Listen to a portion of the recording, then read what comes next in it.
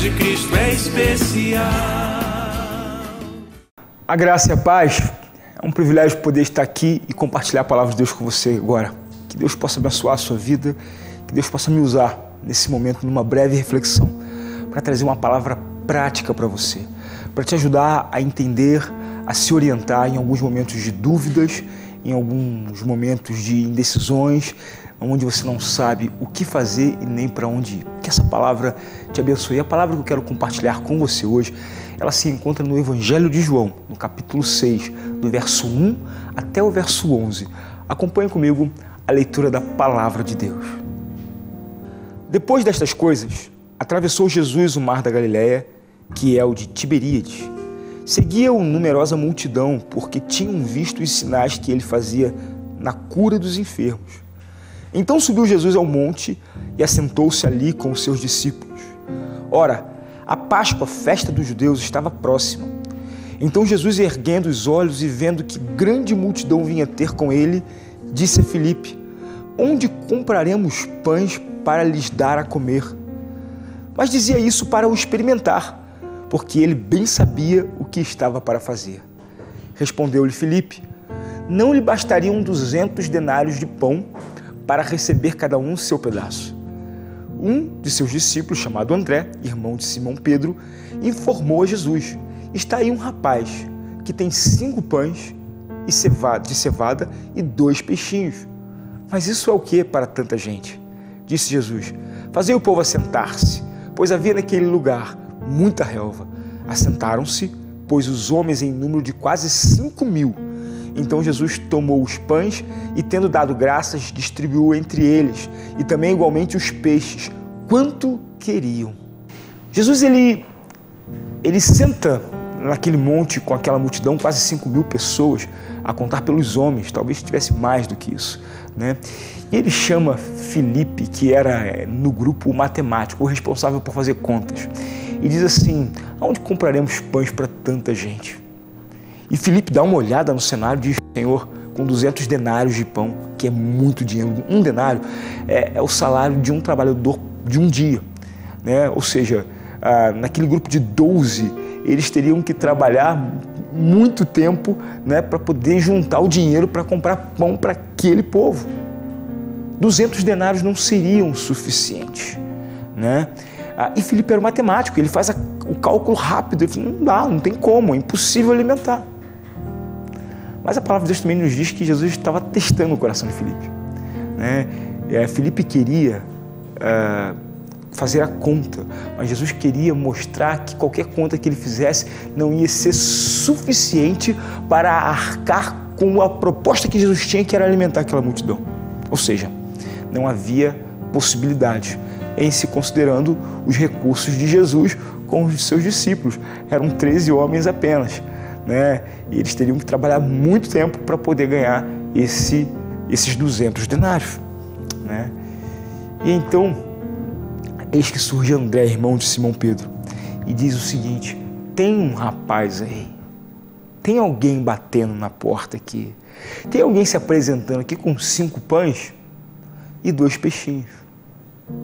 Mas o que é isso para tanta gente? Olha, em primeiro lugar, eu gosto da fé de André, da coragem de André, mas também esse misto de fé com descrença que todos nós temos. Nós temos a fé que Deus pode fazer coisas maravilhosas na nossa vida, mas às vezes, diante das realidades que estão diante dos nossos olhos, parece que a nossa fé se esvai, parece que existe uma impossibilidade.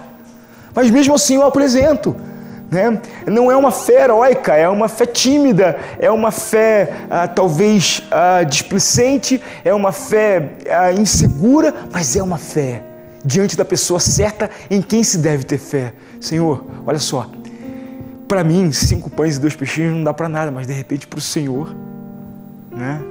Sabe, o que eu quero chamar a atenção nessa história também não é necessariamente para isso. É para esse jovem, esse rapaz, que traz 5 pães e 2 peixinhos. Quando nós vivemos momentos de escassez, quando nós vivemos momentos de necessidade, onde nós temos que tomar uma decisão, o que acontece na nossa vida é que nós ficamos procurando e olhando sempre para o ponto principal. Nós ficamos olhando para o recurso, o lugar onde o recurso é mais provável. Ficamos procurando em lugares onde talvez o recurso seja mais fácil de se achar. E olha, isso é uma coisa natural, é uma lógica que decorre naturalmente das nossas ações. Você está com sede, você vai até a água. Você está com necessidade de comida, você vai até a despensa, né? Você precisa de repente, um recurso, você vai até quem você sabe que tem o recurso. Mas e o que fazer quando você chega a esses lugares que são dispensas dos recursos naturais ou excepcionais que você precisa e você não encontra nada? Normalmente acontece uma frustração muito grande e nós nos travamos diante da decepção de não encontrar no departamento de recurso o recurso que eu precisava. Não encontramos no lugar principal aquilo que nós precisamos. E então, de repente, nós desanimamos, de repente, nós perdemos a expectativa, a esperança. E hoje eu quero encorajar você a olhar para as margens. Sabe, esse jovem que traz 5 pães e 2 peixinhos, ele representa a margem das possibilidades.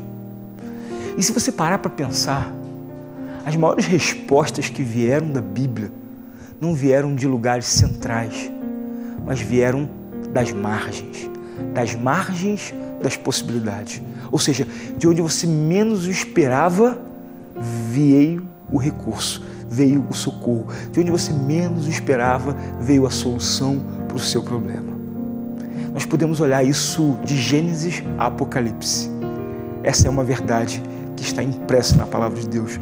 E eu quero encorajar você hoje a não se frustrar. Evidentemente, o seu movimento central é ir nos depósitos principais para encontrar os seus recursos. Mas se você não encontrar, tenha coragem de ir às margens.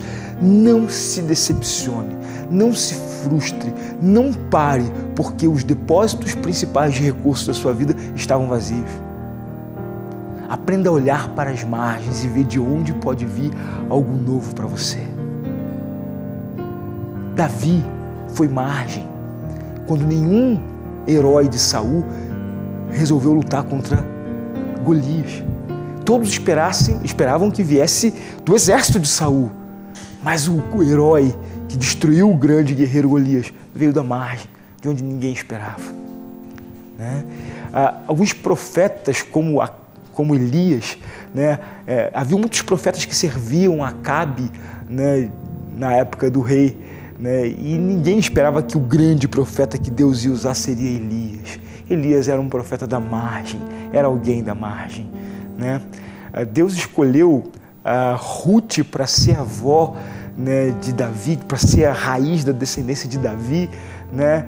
E interessante que essa mulher veio de Moabe, ela é margem, ela não é Israel. Quando Deus quis trazer e dar à luz a seu filho, né, ele não trouxe ele da nobreza de Jerusalém, mas ele trouxe lá da Galileia, ele trouxe lá de Nazaré, né, ele trouxe da pequena Belém, de uma manjedoura. Veio da margem a resposta para a maior necessidade do mundo. Sabe, às vezes a gente foca em alguns lugares de onde nós gostaríamos que viessem as respostas para a nossa vida e de repente a gente não acha. De repente os poços que nós tanto almejávamos estão secos, os depósitos vazios. As fontes de sabedorias ocas, vazias também. E aí nós perdemos a esperança. Mas esse texto aqui me ensina a olhar para as margens, a apreciar, a confiar, a não menosprezar as pequenas coisas. Porque quem despreza o pouco não é digno do muito. Às vezes a gente despreza os pequenos começos. Às vezes nós desprezamos as pequenas iniciativas. Às vezes nós minoramos a pequena fé. Jesus disse que nós precisamos de uma fé do tamanho de um grão de mostarda. A fé de André ela veio. Ainda que viesse embrulhada em algumas dúvidas, ainda que viesse entremeada em algumas questões. Filipe já havia feito a conta, não dá.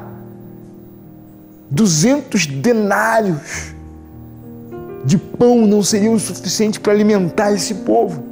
Aquilo que aquele jovem trazia não custava 1 denário. Mas mesmo assim André leva. Sabe por quê? Porque André sabe que existe uma limitação nele. Olha, para mim isso não serve. Para mim isso não dá. Eu não posso fazer nada com isso. Mas no fundo André sabia que 5 pães e 2 peixes, na mão de Jesus, poderiam alimentar uma multidão. Talvez esses 5 pães e esses 2 peixes representem exatamente o que você tem na sua mão hoje. O que você tem como força, o que você tem como recurso, o que você tem como coragem. Talvez represente até o que você tem como visão. Talvez o que você esteja enxergando hoje seja muito pouco. Talvez o que você tenha de visão hoje represente 5 pães e 2 peixinhos. Então não tente resolver o seu problema com 5 pães e 2 peixinhos, porque a conta de Filipe não era errada. A conta de Filipe era precisa. Você precisa de muito mais para poder fazer com a sua própria capacidade, com a sua própria habilidade. E se você não tem mais do que isso, coloque o que você tem nas mãos de Jesus. E senta, querido, porque Ele vai fazer algo extraordinário na sua vida. Mas não é para você ficar sentado. No momento que colocaram-se os 5 pães e 2 peixinhos na mão de Jesus, Jesus já devolveu para eles uma cesta de pão e vai dar comida para eles. Vai fazer o seu trabalho, vai fazendo que à medida que você for fazendo, o Senhor vai acrescentando, vai colocando na sua vida e vai abençoando a sua história. Eu já vivi isso na minha vida, de ver Deus fazendo coisas maravilhosas, tirando o recurso de onde você menos esperava. Não me refiro apenas a recursos físicos, dinheiro, isso é o de menos. Talvez as maiores carências que nós temos na nossa vida são de recursos afetivos, de recursos de lealdade. Às vezes, em alguns momentos na sua vida, você fica sozinho. Muitas pessoas viram as costas para você, mas continua caminhando, porque Deus vai colocando pessoas certas nos momentos certos na sua vida. Ele é o Deus provedor, o Deus Jeová Jirê, que traz o cordeiro na hora certa, que traz o sacrifício na hora certa, que provê para você na hora certa. Aprenda a olhar para as margens. Não se frustre olhando para os centros de recursos que estão vazios. Não desanime porque de onde você esperava que viria o recurso não veio. Mas tenha coragem de olhar para as margens. Tenha coragem de aceitar os pequenos desafios. Tenha coragem de enfrentar os pequenos inícios. Tenha coragem de lançar mão dos 5 pães e dos 2 peixinhos que estão na sua vida. Esses 5 pães e 2 peixinhos são uma metáfora daquilo que você tem hoje para você. Que Deus abençoe você. Tenha coragem, querido. Que essa palavra possa inspirar você e abençoar você nesse dia. Graça e paz. De coração, irmão, quero te declarar a paz que vem de Jesus e vale muito, muito mais do que ouro ou outro metal, mais do que tudo, a paz de Cristo é especial.